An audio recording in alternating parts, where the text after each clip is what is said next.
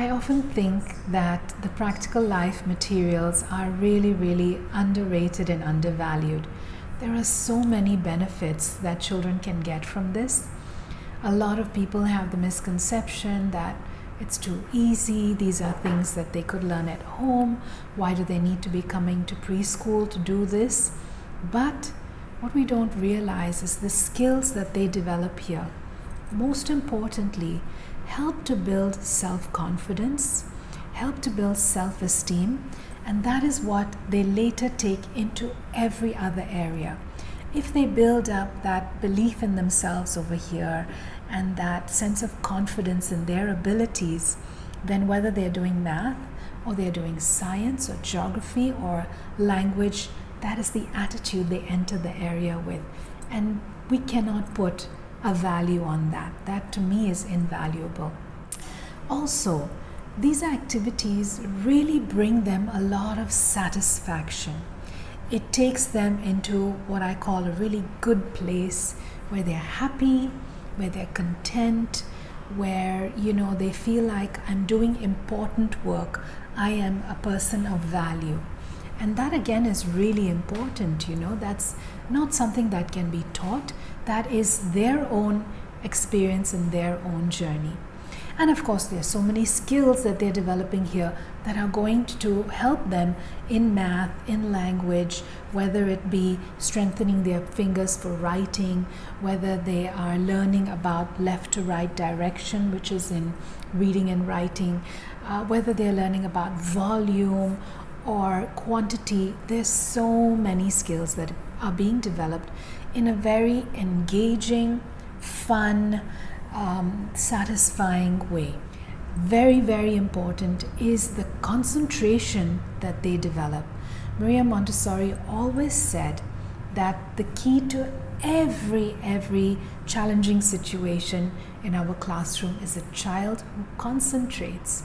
The child who can concentrate, they're never doing anything disruptive, are they?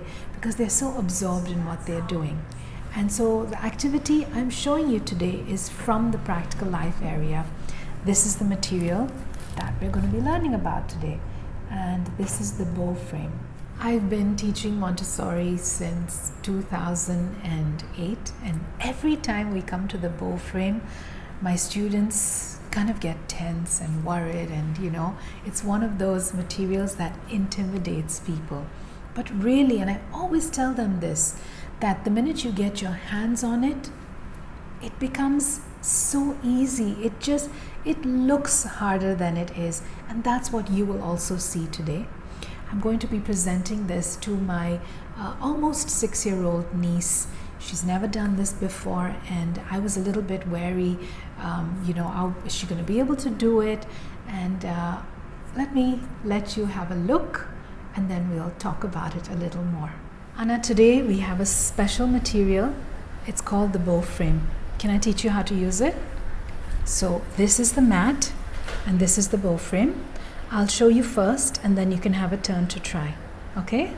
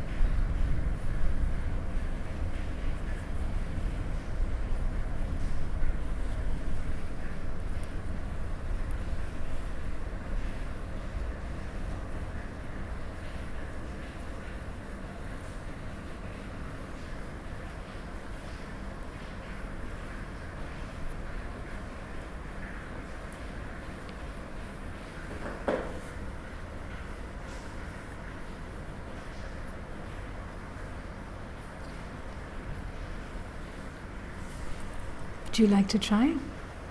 I'm sure you can. Give it a shot, okay? And if you need help, I'm here, okay?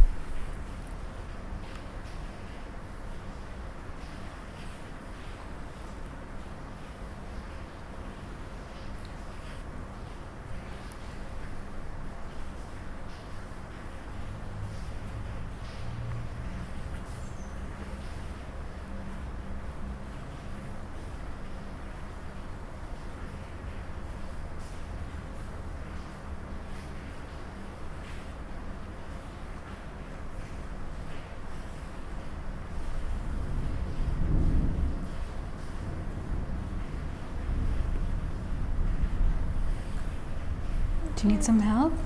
Okay, I'll show you one, okay? Can you continue with the rest of the white ribbons? Same way.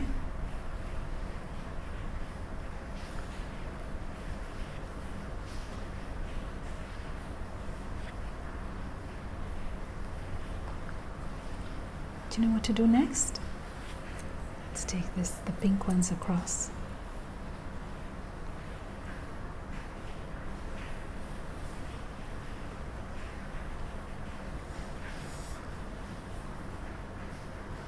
Need some help? Okay, I'll show you the first one, okay?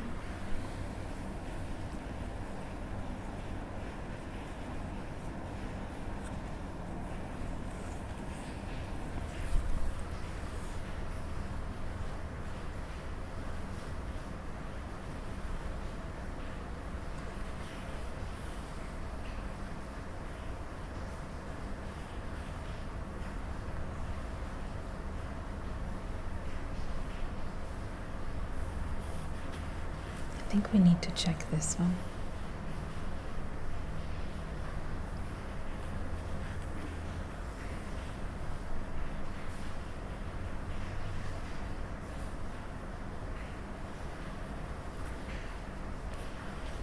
Okay.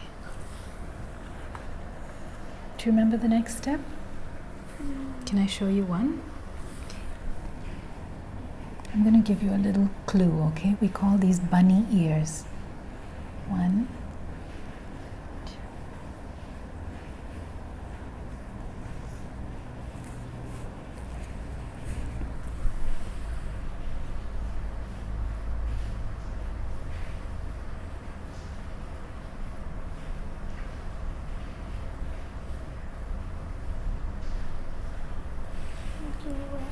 Try. You were almost there. Try. Maybe try one bunny ear at a time.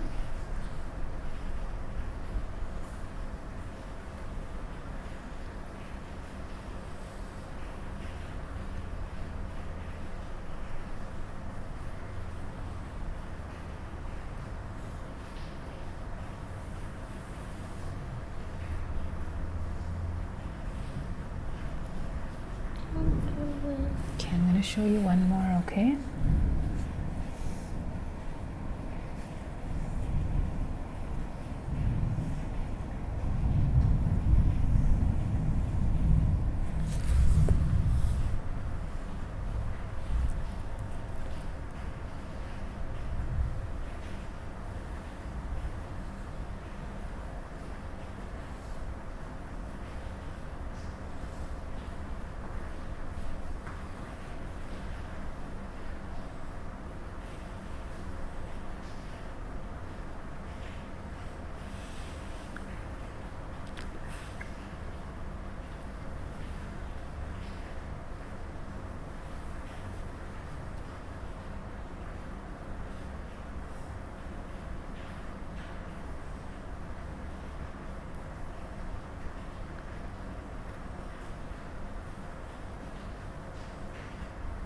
Done? Yeah. So this is going to be on the rack in the corner, and anytime you want to do it again, you can take it. Did you enjoy doing this? Yeah. So you know what we're going to do? We can practice some more. We can wrap some gifts and we can tie ribbons on the gifts. Maybe you can tie ribbons in my hair. Would you like to try that? I have a lot of ribbon at home, and we can practice, and you can get faster and better at this by doing different things like that. Would you like to? Okay, so I'm going to ask you to put this back on the rack and you can take it whenever you want. Thank you. I was really amazed with her ability to do this after just watching it one time. Yes, she did have challenges, and it is a challenging material, so that's natural. And I wanted you to see that it's okay if a child has a difficulty. It's okay if they don't know how to do it. And I didn't fix it and just tell her this is how to do it. I didn't talk and explain the steps and tell her, give her too much of a lecture.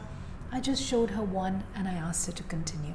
I was there to support her when she needed it, okay? And when she did need the help, she asked me for help. Did you also notice how deeply she was concentrating when she was watching the steps? She was following every move that I made, and she wanted to see how to do it so that she could also do it to her own satisfaction. And when she was able to do it, she was happy with her achievement. That feeling inside that you get when, wow, I was able to do it, it's unbeatable, isn't it? It just makes you soar. It makes your heart so full. That's a great, great feeling for children to get from an activity. Now I'm going to give you a little look of how this appears when you see it from my view. Because in order for you to present this to a child, you really need to watch the steps from this end of the presentation and not from the front. So take a moment and have a look at this, and then we'll come back and talk some more.